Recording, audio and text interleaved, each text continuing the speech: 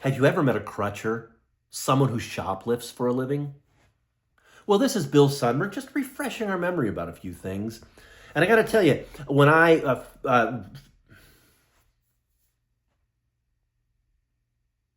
you ever met a crutcher? Someone who shoplifts for a living?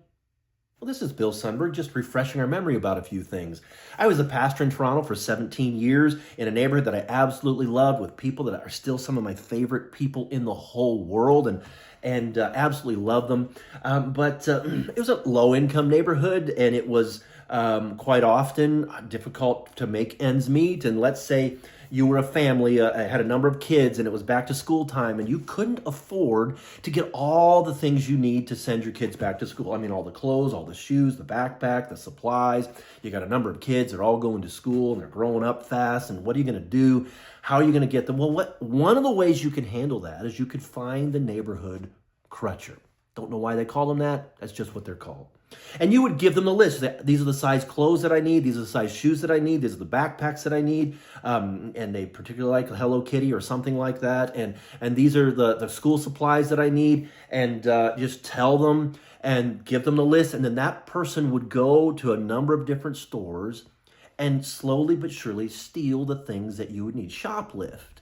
And then give you all the things on your list. Now, you would pay the crutcher, but you would pay the crutcher less than it would have cost you to go buy the stuff. So you got the material, you got all the things you needed at a cost savings, quote, so to speak, and the crutcher got paid. And that's how a crutcher makes their living. Now, it could work for back to school times, could work for Christmas times, birthdays, special events, anything, time of the year. That's how a crutcher made their living. Now, you would be tempted to think that if you knew someone who made their living breaking the law, made their living stealing, shoplifting, that they would be a bad or evil person. And in this case, you would be wrong. Because, hey, she was one of my favorite people. She was also one of the people that I would call the spiritual heart of the neighborhood.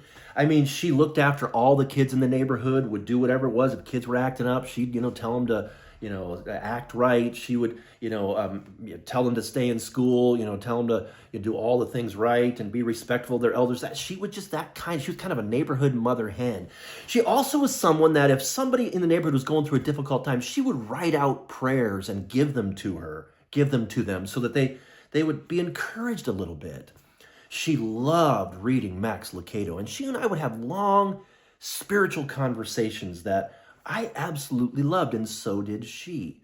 And the reason why I tell you all that is because quite often in the world today we live in, we label people. We say, hey, you're left or you're right.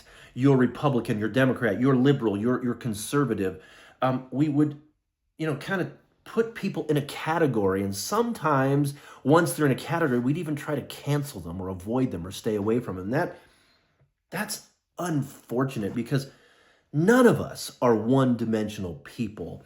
None of us have only one idea or one thought, and none of us deserve to be labeled by our worst day or the one opinion we had in a previous conversation that, by the way, we might have been thinking about it out loud, trying to figure it out as we were saying it, and maybe have changed our mind since then, or we're learning more things and thinking more things. We're more than what we were on our worst day. We're more than what we were on the last voting day, who we voted for. We're more than all of that.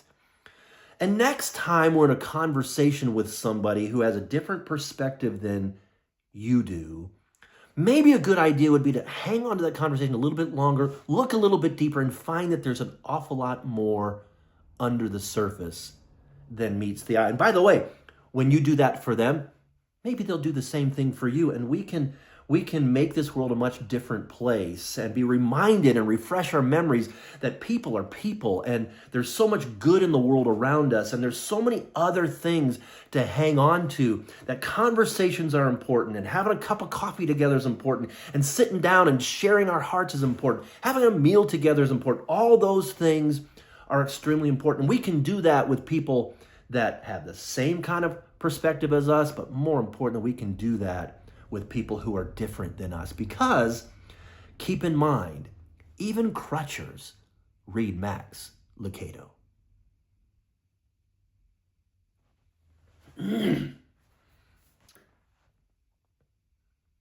This is Refreshments with Bill Summer. I hope you enjoyed that. If you liked what you heard today, if you liked these conversations, I'd encourage you to like or follow my YouTube channel. You can also go to panorama.com, become a member, and you can comment on these videos and enter into conversation with other members of the Panorama community. Love you to be a part of that. But hey, join the conversation, see the bigger picture. We'll see you on Panorama soon.